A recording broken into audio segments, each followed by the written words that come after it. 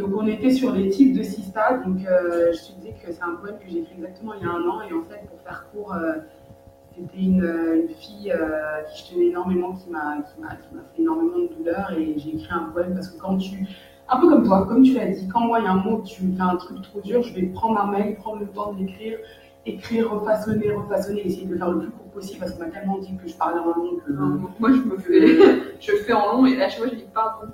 Moi je fais l'inverse, j'essaye de le faire court et du coup ça sort de la poésie. Dans ce cas, ce que moi j'ai décidé d'appeler de la poésie et en fait j'appelle avec une pote à moi, donc super sympa forcément parce que quand t'es super mal, t'appelles quelqu'un dont tu sais qu'elle te mettra pas trop.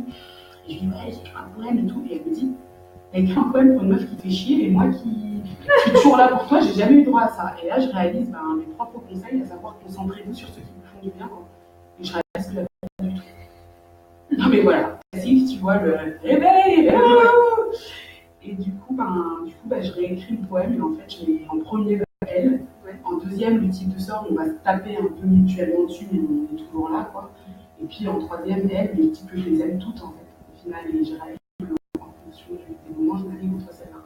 Donc la question c'est, t'es pas obligé de répondre, mais c'est un démarrage de réflexion sur se demander un peu qu'est-ce qui me caractérise. Voilà, toi par exemple, ce que tu attends de tes sœurs, est-ce que toi-même, ta sœur à qui tu donnes, c'est une façon de te replacer, je pense, dans ton écosystème en réalité, tu vois, cette question. Alors moi, ce qu'on me dit souvent, et je pense que ça me caractérise très bien, c'est mon côté jusqu'au boutiste. S'il y a quelqu'un qui balance une idée, une connerie, mais que je trouve géniale, je suis capable d'aller jusqu'au bout et de l'appliquer. Le dernier exemple en date, on faisait un Cluedo, j'avais pas joué à ça depuis 10 ans, avec des amis d'une même classe avec qui on était en école. Et on faisait un Cluedo avec nous dans les personnages et tout, ce serait trop marrant. Et en fait, des gens qui se sont dit ce serait trop marrant, il y en a plein partout. Moi je l'ai fait. Et du coup on s'est trop marré à le faire. Il y a des exemples comme ça, il y en a plein où du coup on me dit toujours effectivement que moi j'ai une tendance à rien lâcher, à aller jusqu'au bout, que ce soit dans les bêtises ou dans le militantisme, déterminé quoi. Ouais, voilà, je comprends pas l'idée de pas. Enfin, si je comprends l'idée de pas avoir envie de prendre son temps pour des choses qui peuvent pas être aussi inutiles, futiles que de créer un Cluedo sur que tu peux jouer que avec certaines personnes. Mais en fait, moi j'adore ça. Et voilà. Ouais. Donc, quitte à ce que tu prennes le chemin le plus long, tu arriveras quand même au bout voilà. du truc. Et j'adore le faire parce que j'imagine la tête des gens quand ils vont le recevoir. J'adore, moi je suis manuelle donc j'aime bien faire des collages, des machins comme ça. J'aime bien faire du Photoshop, j'aime bien, voilà. Et donc du coup, voilà, je pense que je suis jusqu'au boutiste voilà, quand je disais je cherche à améliorer Ingénieurs sans frontières, tout le monde, je pense que tout le monde dans l'association essaie d'améliorer. Moi, je suis un peu en CA, toujours celle qui lève beaucoup la main pour dire moi, je suis pas d'accord. Tu montres une direction qui est peut-être négligée en général. Oh, il y en a d'autres qui pensent comme moi, mais après, voilà, en tout cas. Peut-être qu'il y a un peu la bouche, comme sur ton t-shirt de tout à l'heure. Comme celui-là. Ouais, bah ouais. Je vais montrer. Je lâche pas tout. Bah ouais, bon, tout à l'heure, on parlait de l'allégorie du corps humain, on se demandait quelle partie du corps on était. Ouais. Et mais en même temps, je suis pas très parce que j'ai quand même du mal à prendre la parole, même si plus ça va avec la mémoire gesticulée, je commence à voilà. Mais, c'est vrai que c'est pas toujours évident. Et du coup, dans l'allégorie du corps humain, je disais que finalement, j'avais peut-être les épaules parce que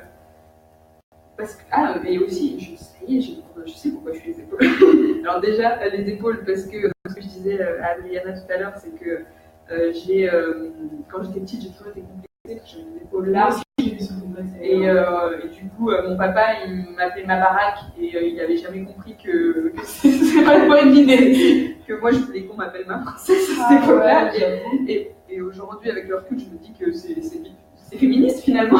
Tu sais quoi, je vais t'envoyer une vidéo de Pink qui fait tu l'as vu quoi? Non. Qui fait un speech pour sa vie, c'est magnifique. Ouais. Et donc du coup, j'ai toujours, et je me rappelle, j'avais fait 1 an de judo et le coach voulait absolument me garder parce que j'avais la carrure pour faire du judo. Et je me dis mais c'est horrible comme compliment. Donc du coup, j'arrête le judo. Je voulais surtout pas avoir plus de. J'ai j'ai toujours évité les sports où ça développait les muscles des bras. Et depuis pas longtemps, je commence à avoir des photos de filles musclées et de trouver ça beau en fait, et de me dire j'en ai rien à foutre et moi j'aurais des muscles dans les épaules. Et je me suis mise au CrossFit et mon idée c'est de passer une traction au moins à la fin de l'année. Je ne sais pas ce que c'est le CrossFit, mais ça a l'air. CrossFit c'est de la musculation fonctionnelle, on va dire. C'est pas de la musculation pour façonner son corps, mais de la musculation pour arriver à faire des choses mieux fonctionner, et qui est très très intense. Et du coup, pourquoi les épaules? Parce que du coup, j'ai un peu tendance à me dire, du coup, ça peut répondre aussi à l'assista, machin. J'ai un peu tendance à penser que tout repose sur mes épaules et que si par exemple dans l'association il n'y a personne pour faire tel truc, il faut bien que quelqu'un le fasse. Ouais. Donc je vais dire moi. On a remarqué ça chez nous, les H-Sista. Ouais. Je crois qu'on l'a en commun, on est des caméléons en fait. Et c'est pour ça que je pense qu'on a du mal à définir un seul organe, parce qu'en fait on est plus en mode je vais jouer le rôle qu'il faut pour que ça aille en fait. Ouais. Oui, donc ça veut dire qu'éventuellement on a cette capacité, et d'ailleurs je pense que c'est totalement logique, parce que moi avec Honesty, le rêve c'est de créer le monde de demain. Le monde où justement on va au-delà des couleurs, au-delà des apparences, et on est capable. Et c'est un caméléon qui te perd. Tu vois, c'est-à-dire il ressemble pas à ce qu'il est, il est capable de faire ça. On est hyper adaptable en fait. Et c'est vrai que si je pense au cours de biologie, moi ce qui m'avait marqué c'était de se dire que l'espèce dominante disparaissait, et que c'était ceux qui savaient s'adapter qui restaient. Je me suis dit, mais l'espèce dominante aujourd'hui c'est nous quoi. Si on devait penser à l'humanité en entier. Et je me dis que nous on est peut-être, je nous vois un peu comme des. Alors on sera là, c'est notre espèce qui se reproduira et qui va gagner. Alors en fait, je te dis honnêtement, moi quand je dis nous, je vois toute l'humanité tout entière. Parce que je pense que j'ai la même chose que tout le monde, on est égocentrique. Donc on voit un peu le miroir de nous-mêmes dans l'humanité, je pense. Et du coup, moi je vois tout le monde, mais tout le monde n'est pas prêt aujourd'hui, je pense. Je pense que tout le monde n'est pas prêt aujourd'hui. Donc ça, c'est un problème que j'ai tout le temps, parce que les gens disent oui, mais tout le monde dit oui, mais l'inclusion, ça se fait dans un certain ordre. Tu commences par. En plus, peut-être qu'on n'a pas envie du tout d'avoir un humain. Et puis je pense que l'allégorie du corps humain et pourquoi il y avait cette histoire d'Alice, c'était une histoire de se demander où tu mets les choses. Parce que je veux dire, il y a un moment, il y a des trucs qui vont être complètement hyper loin d'un. Donc ça veut dire que tu commences pas par. Tu vois, si tu sautes pas c'est quoi, les coques à l'âne, de la tête au pied. Oui, et moi j'ai un peu perdu cette idée qu'il faut absolument, en tout cas dans le temps présent, il ne faut pas absolument convaincre tout le monde. Voilà. Et de se dire, le temps militant, c'est un temps qui est précieux, qui est fatigant. C'est énormément de bout de cœur que tu donnes. Voilà. Et qu'il y a un moment où, non, il y a des soirées où, oui, on va me lancer sur le féminisme, mais je vais dire, non, ce soir, j'ai pas envie d'en parler parce que je suis venue me détendre. Non, mais c'est vrai. Et puis, parce que c'est ça, ça avait et puis parler avec un anti-féministe. C'est épuisant. C'est épuisant, mais c'est pas moi qui vais le convaincre. C'est épuisant, et justement, cette histoire de chemin le plus court au plus long, on le faisait parce qu'on a un autre truc qui s'appelle l'allégorie du petit poussé. Tu réalises que plus tu essayes de parler avec quelqu'un qui est très loin de toi, c'est un chemin psychologique que tu fais. Et nous, souvent, comme on a cette capacité à faire un caméléon, on fait un très très grand chemin. Parce que, comme tu dis, on est jusqu'au boutiste. Donc on est limite capable d'aller jusqu'à la personne, et lui, il n'a pas du tout partagé l'effort, donc c'est déséquilibré. C'est déséquilibré en fait. Moi, en termes de portée sur les épaules, j'ai tendance à toujours me dire je dois faire de la pédagogie. Voilà. Non mais tu vois, c'est ça. Et j'essaie, et quand je dis on n'a pas à le faire, j'essaie de m'auto-convaincre aussi. Ouais, non mais c'est ça, parce que moi, tu vois, autant le psy, parce que voilà, c'est ça que j'ai fait une psychothérapie, c'est ça qui explique. Moi, le psy, autant il a été génial sur plein de trucs, mais autant il y avait un truc où ça bloquait vraiment, il me disait oui, mais vous savez mieux que nous. Enfin, c'était un truc genre, vous êtes plus capable que nous de le faire, donc faites-le. Alors, moi, je suis plus capable de me tuer pour vous. Enfin, j'étais en mode, c'est complètement injuste, vous ne vous rendez pas compte de l'injustice. Et je pense que l'injustice, c'est ça, c'est ce déséquilibre entre l'effort donné par les uns qu'on attend de certains et pas d'autres.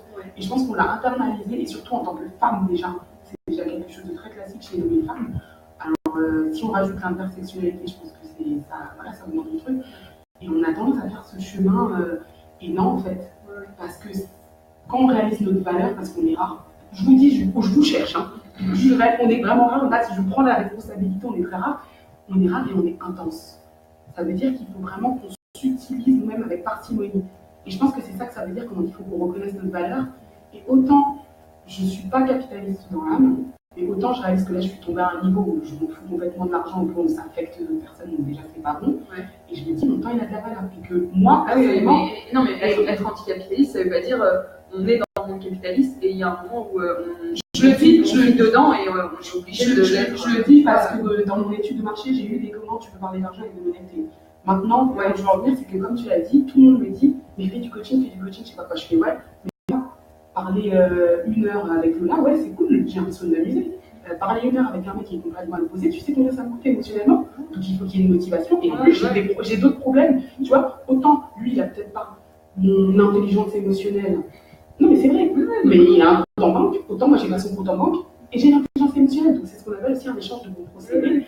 Donc moi je sais que dans les tarifs que moi personnellement, Adriana en tant que personne, j'appliquerai, ce sera pris en compte. Oui. Parce que ça n'est pas la même chose. Oui, et qu'on vit dans le capitalisme et il faut, en attendant de le transformer et en attendant de faire la révolution, bien sûr vivre dedans. Il faut vivre, on vit avec et oui, on voit une bouteille qui est issue d'une grande entreprise capitaliste et on vit avec. Ça, voilà. C'est accepter aussi la réalité d'aujourd'hui pour pouvoir la transformer dans la réalité de comment on pense. Voilà, ce qui m'a.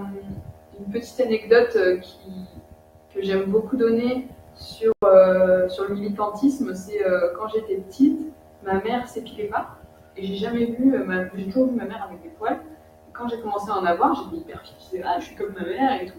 Et en plus, j'étais très précoce, j'en ai eu avant toutes mes amies. Donc quand je suis arrivée au collège, les gens m'ont fait la meuf elle a des poils. Et tout d'un coup, je comprenais pas. Je me disais, mais je sais pas, ma mère a toujours eu.